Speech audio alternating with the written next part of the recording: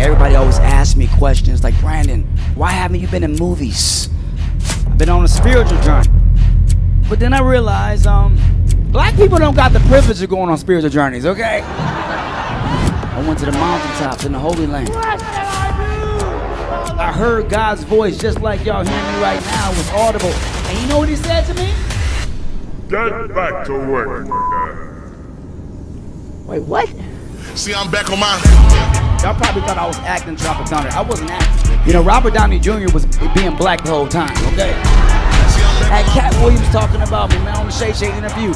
I'm like, come on, Cat Williams. I'm not in the Illuminati. I'm gonna tell you that right now. But my agent is, okay? I'm gonna say this. Told you keep your head up and your chest out, you do that. Now you gotta figure it out. Shalom. First and foremost, all praise, all honor, and all glory unto Yahweh. Bahasham Yahweh Shai, Bahasham Chakodash. Double honor to the apostles, the elders of Great Millstone who stood willing and teach well. Peace, blessings, and safety unto the Lord's elect scattered throughout the four corners of the planet Earth, mainly in America. Pushing his word in humility and sincerity as commanded by Yahweh Bahasham Yahweh Shai. When you see this is Brandon T. Jackson. This is an individual that we told you when he was claiming to be a Hebrew Israelite, claiming to be in the truth. We told you that he was a fraud, he was a phony, he was a controlled opposition. And now you see what he's doing now. You know, he's back doing stand-up, he's back in show business. He said he left Hollywood for 7 years, and which is completion. And now he's back doing shit, man. You know, telling you blatantly that his agent is in the Illuminati. You know, and he's mocking, you know, pretty much the truth. You saw the scene where he was, I guess he was supposed to be Moses or some prophet, and then the Most High told him, get back to work, nigga.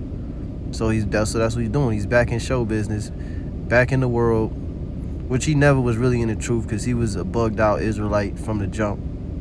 You know, he was trying to unite all the camps, and he was trying to start his own Hebrew Israelite clothing line, and he was doing a lot. You know, I don't know what that ring is that they keep showing, but I'm sure there's some demonic significance to the ring that they keep showing him wearing. You know, and the first thing that he said in his stand-up was black people don't have the right to go on a spiritual journey. You see, because the whole point of this system is to keep you in darkness, okay, to keep you from the Most High Yahweh Bahasham Yahweh Shai. Now, I could probably guess that he's gonna mock the truth, or he's gonna try to make the truth sound crazy in his stand-up. He's gonna incorporate that into his jokes about how he felt foolish and he was wrong all along and he should have never been in that community and this and that. This is what you get with these type of individuals because, again, they were never in the truth, or they were in it for the wrong reasons. They never understood what the will of the Heavenly Father was. So this guy's working with Zeus Network, and Brandon T. Jackson was and is an actor all along. He was an actor. That was his occupation before he came to the truth. He came to the truth and was acting, and now he's back being a comedian and an actor, and he's working with the Zeus Network, which we know how demonic. If you know anything about the Zeus Network, you know how demonic that shit over there is. So just a quick precept. You know, because we told you that this guy was not in the truth from the jump. A lot of people said we was hating on him. We did videos about him, rebuking him, you know, and Brandon T. Jackson said the Hebrew Israelite community is, you know, they hate, too much hate in the Hebrew Israelite community, this and that. Look, rebuke is not hate. How many times do we have to tell you individuals, rebuke is not hate? Okay, letting somebody continue in the wrong way, that's hate. But rebuking an individual, there's no hate in that. 1 John 2 verse 19, it says, they went out from us, but they were not of us. For if they had been of us, they would no doubt have continued with us. But they went out that they might be made manifest that they were not all of us. So you're going to have certain individuals that come into this truth and then they go right back into the world because their heart was never in it. Their mind was never in it. Okay, they were in it for the wrong reasons. This is Mark chapter 4 verse 14. It says, the sower soweth the word, and these are they by the wayside where the word is sown. But when they have heard, Satan cometh immediately and taketh away the word that was sown in their heart. Which I believe as soon as this guy claimed to be an Israelite, you know, them people pulled him to the side. You know, probably his agent. He said his agent is locked in. You know, we told you Cat Williams was controlled opposition. Cat Williams revealed a lot of stuff a couple years ago. He mentioned Brandon T. Jackson. Now Brandon T. Jackson is mentioning him. These guys are just playing with you lost Israelites, man, who don't understand it. Just because somebody like Kendrick Lamar, like Kyrie Irving, you guys don't understand it. Just because somebody claims to be an Israelite, Kanye West, another name, that don't mean that they're actually in the truth. That don't mean that they truly believe. They could be working for the enemy. And so when you see, oh man, this guy believes he's an Israelite, and then whatever they do after that, that could have an effect on you if you look up to these individuals, which you shouldn't look up to no man but the priest of the Lord and Yahweh Bahashem Yahweh Shah himself. He says,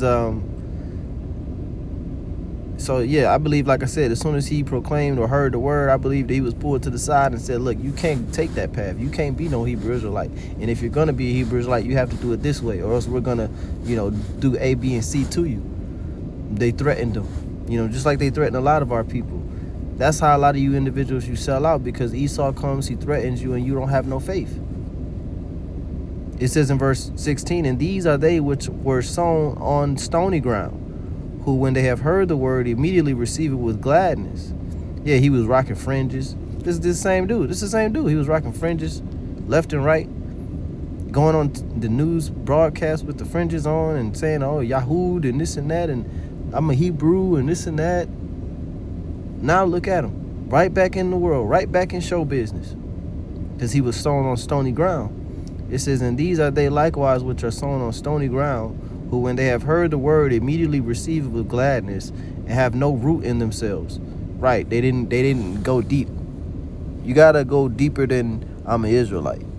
You got to go deeper than the laws, the statutes, the commandments. You have to understand what the will of the Heavenly Father is. You got to understand Yahweh Shai. A lot of Hebrew Israelites don't understand the purpose of Yahweh Shai. You got to know the name. A lot of Hebrew Israelites don't even know the name. It says the correct name. It says, and have no root in themselves. They wasn't deep. And so endure but for a time. Afterward, when affliction or persecution ariseth for the word's sake, immediately they are offended. And these are they which are sown among thorns. And he had a lot of thorns around him too, being in show business and trying to hold on to show business and still be a Hebrew Israelite. That was his main downfall, trying to stay in the spotlight and still be a Hebrew Israelite. Which once you in that world, man, it's very hard to come out unless the Heavenly Father is dealing with you, truly dealing with you, and puts you around the right organization, which is Great Millstone, man.